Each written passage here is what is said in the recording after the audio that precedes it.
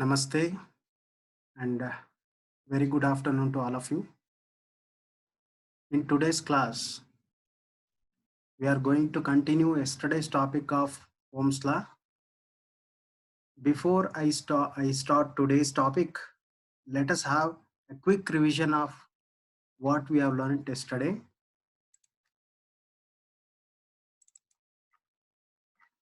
See, yesterday we started with voltmeter. It is a device we use to measure the potential difference across a component. So it is a DC voltmeter and this is the AC voltmeter. Then its connection in the circuit. See, always we connect the voltmeter in parallel with the other circuit component. Then some of the commonly used electrical components and their symbols. There are 11 components given here and their symbols. I hope all of you have practiced these symbols. Then the image of the rheostat. Then Ohm's law. It is the law which gives the relationship between the potential difference and electric current. First time, the German physicist George Simon Ohm, based on his research work, is given this law. So before we go to the statement of the law, yesterday we build an experiment, we designed an activity. So 4 steps in which 4 cells are connected in the circuit, one after the other. In the beginning, only one cell is connected and voltmeter is connected across the nichrome wire and ammeter is connected in series. When you switch on the circuit, the voltmeter will give you the potential difference across the nichrome wire and ammeter will give you the current value. And we are going to note these two values in the tabular column. Then we connect the second cell, 2 cells. So we'll repeat the same thing. We'll see the voltmeter and ammeter reading. We'll note it down in the tabular column. Then the third cell and fourth cell. So same activity is repeated. Finally, we calculated the V by I ratio. So we got the same V by I ratio. So this clearly shows that the potential difference is directly proportional to I. The potential difference across the ends of the conductor is directly proportional to I.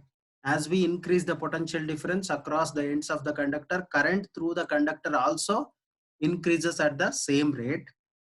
We decrease the potential difference, current also decreases at the same rate, means they are directly proportional. And that is the result of this experiment. And even we plotted the graph between the potential difference and current and we got a straight line.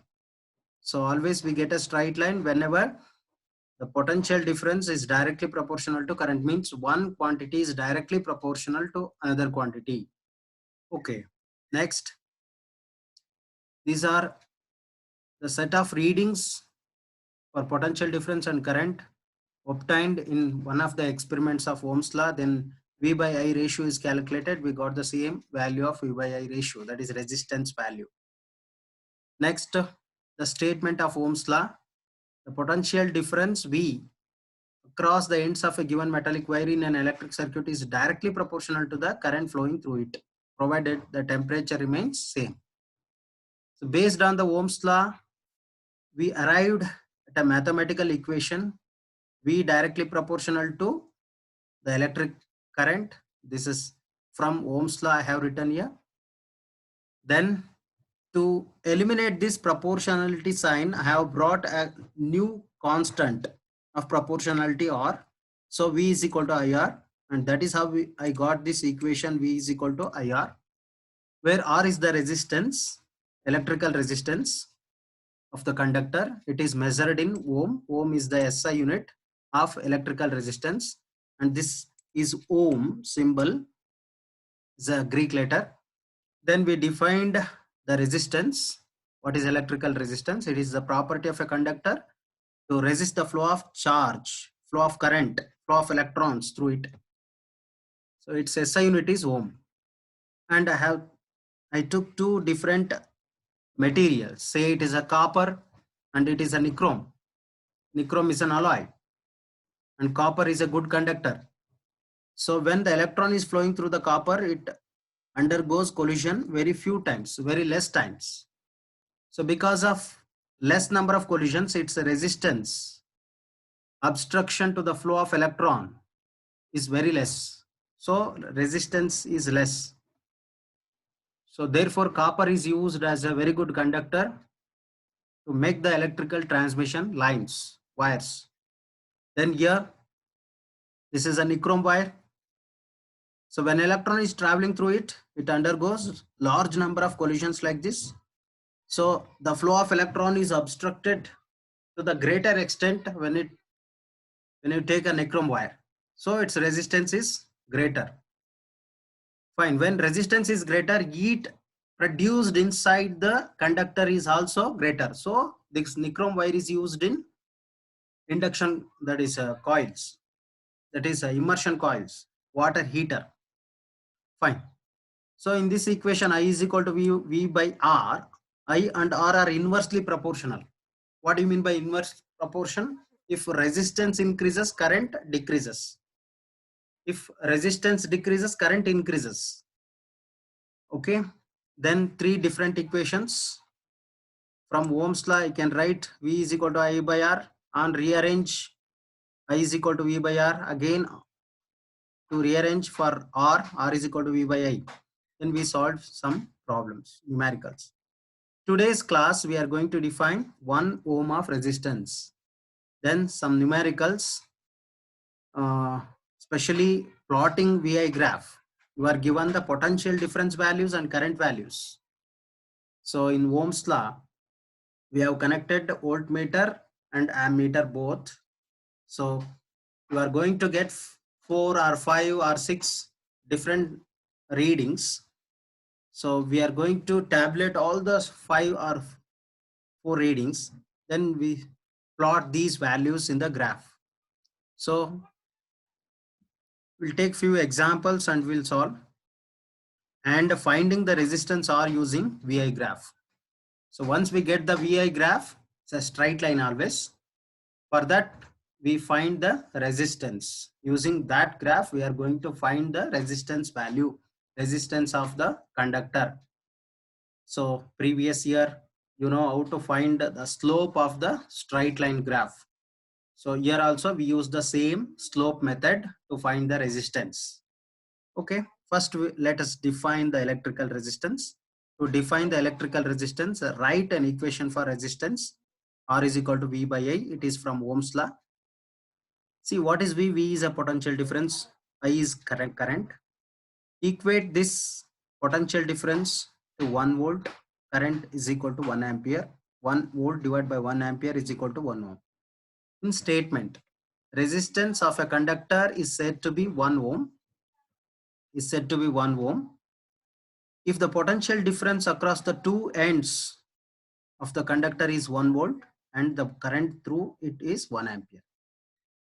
So this is the first numerical. Plot the potential difference and current graph for the data given below by taking current along x-axis and potential difference along y-axis. See here,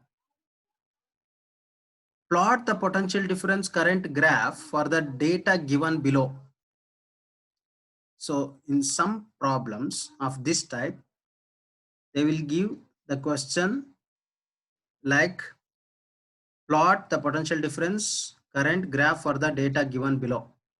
So there is no condition regarding which quantity we supposed to take along x and y axis. There is no condition.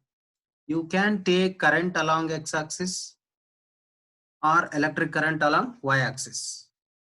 So it is your choice. But in this problem, there is a condition. You supposed to take the current along x axis and voltage along y axis. You cannot change. Fine. You are given the values here. Data is given here. This is ammeter value. This is voltmeter values. So you know the steps of plotting the graph. First, we have to choose the appropriate scale. Here, scale is chosen. Along x-axis, I have chosen the current. 3 units is equal to 1 ampere. You can choose other convenient units also. Along y-axis, 1 unit is equal to 1 volt. Okay. Then you draw x and y-axis. Along x-axis, we have chosen 3 units is equal to 1 ampere. So 3 units, 1 ampere. Again 3 units, 2 ampere. So like this it continues. Along y-axis, I have taken potential difference voltage. 2 units is equal to 2 volts or 1 unit is equal to 1 volt. So I have taken up to 14. So maximum voltage value here is 12 volts. Let it be up to 14. So next, what is the first value? 0.5 ampere and 2 volts. See here 0.5 ampere. So half of 1 volt is 0.5. Half of 1 ampere is 0.5 ampere. So half of 3 units is 1.5. So it is 1.5. It is 0.5 ampere at 2 volt. Corresponding potential difference is 2 volt. See, this is 2 volt. So this is the first point. What is the second set of readings? 1 ampere 4 volts. See, this is 1 ampere and 4 volts. So voltage we have taken along y-axis. So we have to rise up to 4 volt. This is 1 ampere 4 volt. This is the corresponding point. So next 2 ampere 8 volts. 2 ampere 8 volts. So 2 ampere is here and rise up to 8 volts. We'll get the third point. The next one is 2.5 ampere 10 volts. So 2.5. So 2 is here. 0.5 means 1.5 unit. So 2 and 1.5. So this is the 2.5. 2.5, 10. Rise up to 10 volts. This is 2.5 and 10. So the last point is 3 ampere 12 volts. This is a 3 ampere rise up to the 12. So we'll get 1, 2, 3, 4, 5 readings, 5 points. And all these points comes exactly in the same line. So then you join all the points using scale. Okay. So we'll get a straight line. So Ohm's law. In Ohm's law, always we'll get a straight line because I is proportional to V. I increases at the same rate as that of the potential difference. Fine. So our answer is completed here. So we have plotted the VI graph for the data given below. Next, we'll take the second question. Plot the potential difference current graph for the data given below by taking current along x-axis and potential difference along y-axis. Also find the resistance using VI graph. See here, the previous question we just plotted the VI graph. But here, we are also finding the resistance using VI graph. See, first we'll finish off the graph, plotting the graph, then we'll see how to find the resistance. Okay. See, we'll follow the steps again. See the data is given here. So potential difference 0.5, corresponding current is 1 ampere. For 1 volt, 2 ampere, 2 volt, 4 ampere, 3 volt, 6 ampere. Fine. So first to choose the scale chosen along, again there is a condition. So by taking current along x-axis, the previous case electric current is taken along x-axis. Here also we are taking current along x-axis, potential difference along y-axis. So you see the readings of the current, ammeter readings 1, 2, 3, 4. 3, there is 3 is not there, 2, 4, 6. Better you take 1 unit is equal to 1 ampere. Along y-axis, again see the voltmeter reading 0.5, 1, 2, 3. So again 1 unit is equal to 1 volt. So fine. So the physical quantity is written. So first second step of plotting the graph, then mark the scales along x and y axis. 1 unit is equal to 1 ampere, 2 ampere. Again along y axis 1 unit is equal to 1 volt, 2 volt, 3 volt. Mark the scales. Then you start plotting the points. First reading, set of reading 0.5 volt 1 ampere, 0.5 volt 1 ampere. See 0.5 volt. See, this is 1 volt. Half of this so is 0.5. Somewhere here it will come. So this is the 0.5 volt. So up to, you should go up to where? So 1 ampere, the corresponding current is 1 ampere. So 1 ampere, this is the first point. Second set of readings, 1 volt 2 ampere. So 1 volt, this is 1 volt 2 ampere. So this is 2 ampere, or else you can start from 2 ampere then 1 volt. 2 ampere, you go up to 2 ampere current, then 1 volt, you rise up to 1 volt. Okay, next 4 ampere 2 volt, 4 ampere. So this is the 4 ampere current, 2 volt. So this is 1 volt, this is 2 volt. So mark here. The last reading 6 ampere 3 volt, 6 ampere. So you just walk along the x-axis, current axis. So this is the current axis, walk up to 6 ampere. This is the 6 ampere. Stop there. Then 3 volt, rise up to 3 volt. This is 1 volt, 2 volts, 3 volts. Mark the point here. So 4 set of readings, 4 points we have got, and all the points are in same line. Join all the points, we'll get a straight line. So fine. Now first task is over, plotting the VI graph is over. So you are asked to find the resistance using VI graph. Listen here, VI using VI graph. Students, we can find the resistance of a conductor in two different methods. First method is formula method. So equation we have R is equal to V by I from Ohm's law. R is equal to V by I. If you are given the voltage value and current value, you can find out the resistance. Of course, in this case, you can find easily the resistance value.